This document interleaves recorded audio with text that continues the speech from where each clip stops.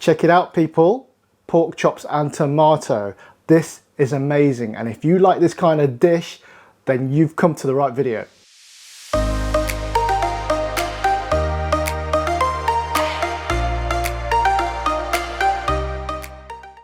Hi, and welcome to another episode of Chow with Lau, the cooking channel that helps you cook amazing food no matter if you're an experienced chef or a beginner cook. Let's dive right in. Today we are cooking pork chops and tomatoes. Right folks, so for this recipe you're going to need some pork chops. I've got 4 here, which will feed 2 people, 2 pork chops each. You can get sometimes from the butchers really thick ones. Probably when you're getting those, that's probably 1 each, depends on your appetite. You're also going to need a couple of tablespoons of sugar, some salt and pepper, some cornflour slurry, which is cornflour and water. I've got 2 tablespoons here, some tomatoes naturally, 3 cloves of garlic, onion, I'm going to use half an onion, some cooking oil, vegetable oil or corn oil or something similar. I'm going to use about a tablespoon of that.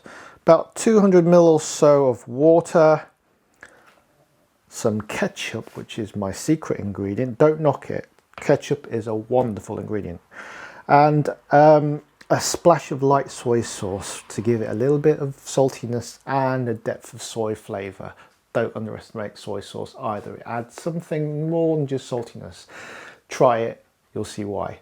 Okay, so without further ado, let's get on with it. So the first thing I've done is roughly chop up half the onion that we're using and popped it aside. And the second thing I'm going to do is chop our tomatoes. There's no special technique. What I tend to do is go for the quarters. This makes sure that during the cooking process, if you cut it any smaller, it might go to mush. We don't want that. And a point on that, it's probably best if you use quite firm tomatoes because they will hold their shape when you're cooking them a little bit better than if the tomatoes were very ripe. Okay, so set this aside. And then with the garlic, I've peeled them already, and all I'm going to do in this case is give them a bit of a crush. Okay, and that means that they're going to give out their juices. And this is good because this is a 2-stage cooking process. We're going to stir fry the ingredients initially, and then we're going to bake them in the oven. And during that part, that means the garlic's going to be able to give off its flavour slowly as it bakes in the oven in the juices and the sauce to create this rich tomatoey, garlicky sauce, rather than chop it into bits. If you have a problem with big chunks of garlic in your food, of course you feel free to chop them into small parts, but I like to use it like this. Okay, so the first step is to brown off the pork chops, and what that means, we're going to use the wok on quite a high heat, put about a tablespoon of cooking oil into it and get that nice and hot. Spread the oil around to make sure that's evenly coated. It's like frying a steak. We need to make sure that when the pork chop goes in, that the oil is really, really hot. So we're about ready. With the size of wok I've got, I'm going to do 2 at a time. Because what we don't want to do is overwhelm the wok. So just let that sit. And whilst we're waiting for it to caramelise on one side, we can add a nice sprinkle of salt and pepper, just like you're treating a steak. Okay.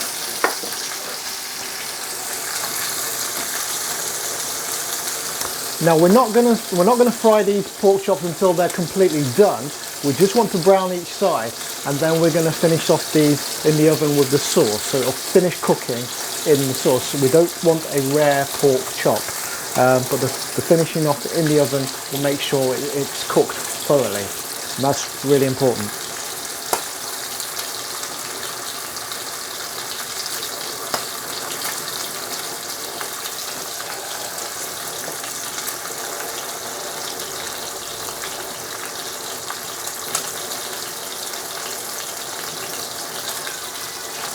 So I'm thinking about a minute each side should be right. So when it's starting to look like that, you've got that nice bit of caramelization coming through.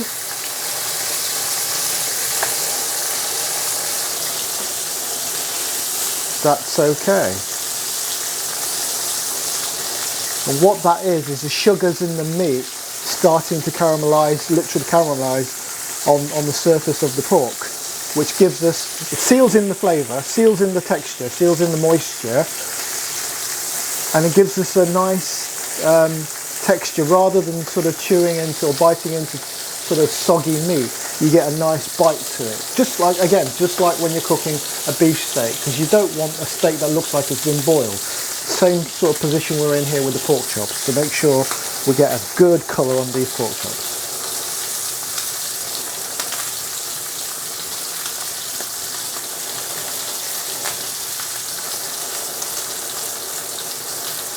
Okay, so that should about do it. So we're going to pop them onto this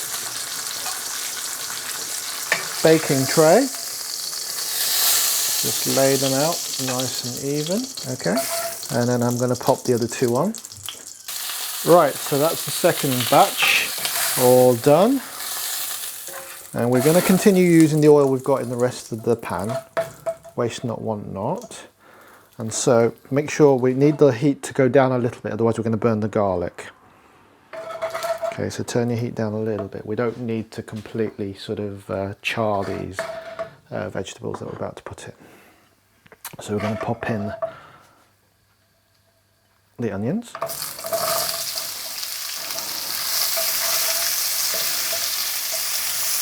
So as soon as you put the onions in, it's going to take the temperature down a little bit.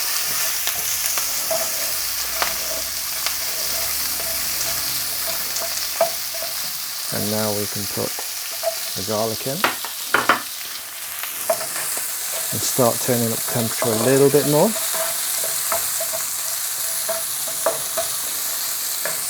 There's few better smells than the smell of cooking onions and garlic. Always makes your mouth water. And sorry folks, but if you don't like garlic, we can't be friends. Just saying.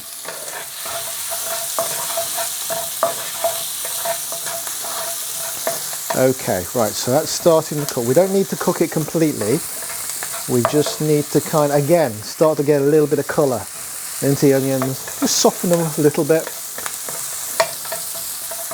Okay, to that, I'm going to put my tomatoes in.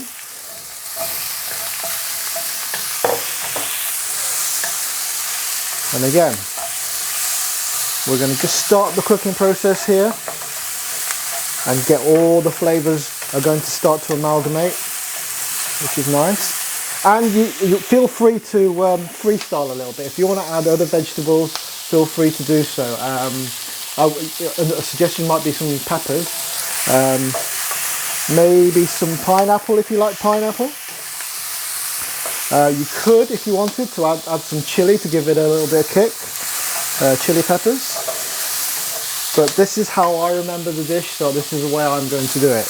At a later date, I might show you, I might have to do a little bit more research, but I'd like to show you how to do it the way they do it in Hong Kong cafes. It's really interesting. It's like a pork chop bake that ends up a little bit like a lasagna. I know, weird. But stay with me, watch this space. Right, okay, right, at this stage I'm going to add the water, 200 ml of water. Get the temperature up.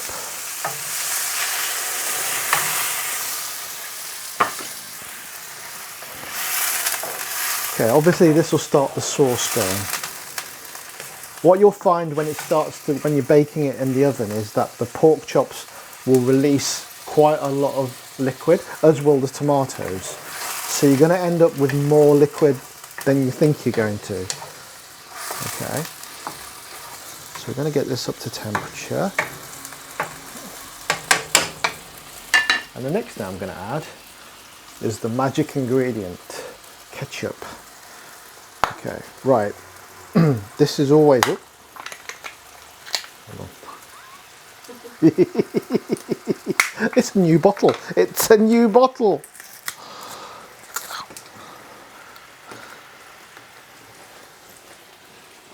I'll cut it.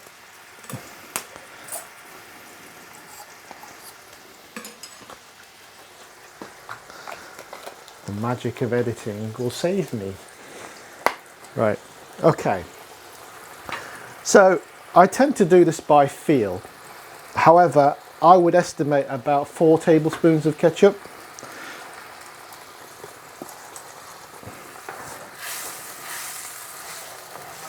And that starts to thicken the sauce and that give it the colour. Now, I never had good control of my bottles.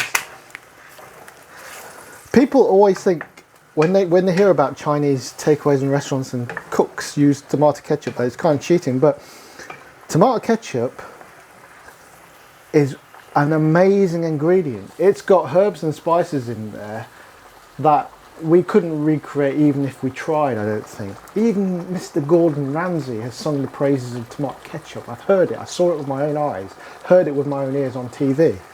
It's a really good ingredient. So don't think you're cheating, don't think it's kind of a, I don't know, a sort of lazy way of doing it. You can't recreate it without using ketchup. That's what I find. Okay, so we've got that in. We're going to add our sugar, 2 tablespoons of sugar. Wow. It is quite a sweet dish. If you're on a calorie controlled diet, then maybe you shouldn't be making this dish. Sorry, I'm joking. Maybe ease off on the sugar. Okay. When I'm cooking, at the moment for dishes like this, I kind of want full flavour. I don't really think about the calories. I will be doing recipes that actually do count the calories for you, maybe a bit healthier. We've got a couple on the channel already. The beef and broccoli especially is a very healthy dish, very good for you, but really tasty, lovely dish, so go check it out. Okay, I'm going to add a little bit more salt and pepper, just a touch. And to finish off, a splash of soy sauce for that extra depth of flavour and that kind of savoury flavour that you can only get from soy sauce, which makes it distinctly Chinese.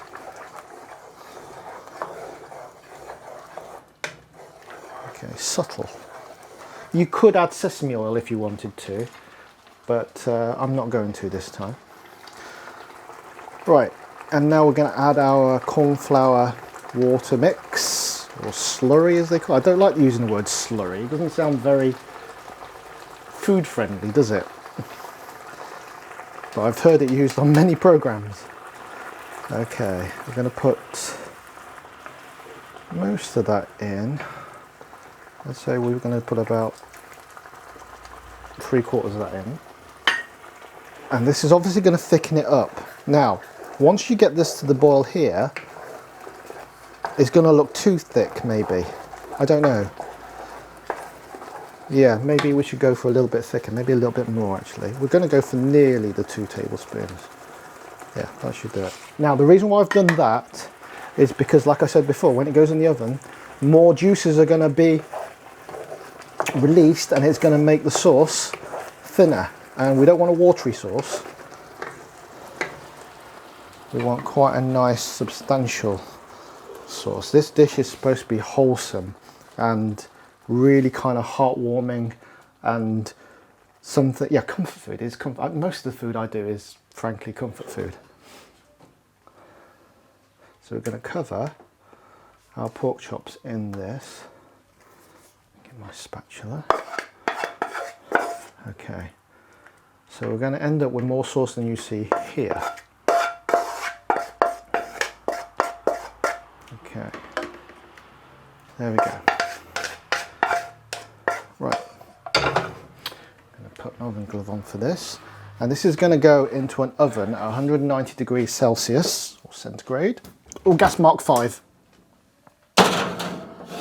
for 45 minutes for the sort of pork chops that I've just done, that kind of thickness. If you're going for a thicker pork chop, possibly close to the 50 to 55 minutes. You can check it after the allotted time to make sure there's no blood coming out of it or there's no pinkness, because you don't want to eat raw pork chops, okay? So for this recipe, the way I do it, 45 minutes is generally enough. Okay, so 45 minutes until culinary heaven. Right guys, I'm picking this one. And what I'm going to do is I'm going to give the sauce a nice little stir before I spoon it on. It's amazing. And if you're a garlic lover like me, remember what I said about the garlic being quite intact and still kind of chunky? This is when it pays dividends. Because the roasting of all this dish, or the baking of it if you like, would have mellowed out the taste of the garlic, and it is just the most beautiful thing on earth. Check it out. Right guys, you've reached the favourite part of every Chow with Lau episode, the tasting, and today we have Mr. Kobe Lau joining us. Hi, say hi Kobe. Hi. Right, let's get into this then, shall we? Wow, just cutting into it, it is so tender. I'll put some tomato on that. I'm having it with steamed rice today, but you could have it with fried rice, chips even. I wouldn't blame you for having this with chips. It goes rather well actually.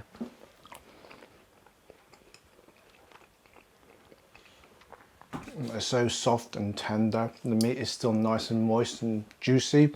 The tomato and the sweetness and the sharpness of that, beautiful. I can taste the subtle kind of undertones of the garlic as well. So nice. Honestly, pork chops are just the most underrated meat you can get, and it's really cheap as well, so absolutely you should do this. Would you like to try some? Yeah? Okay. This is the acid test.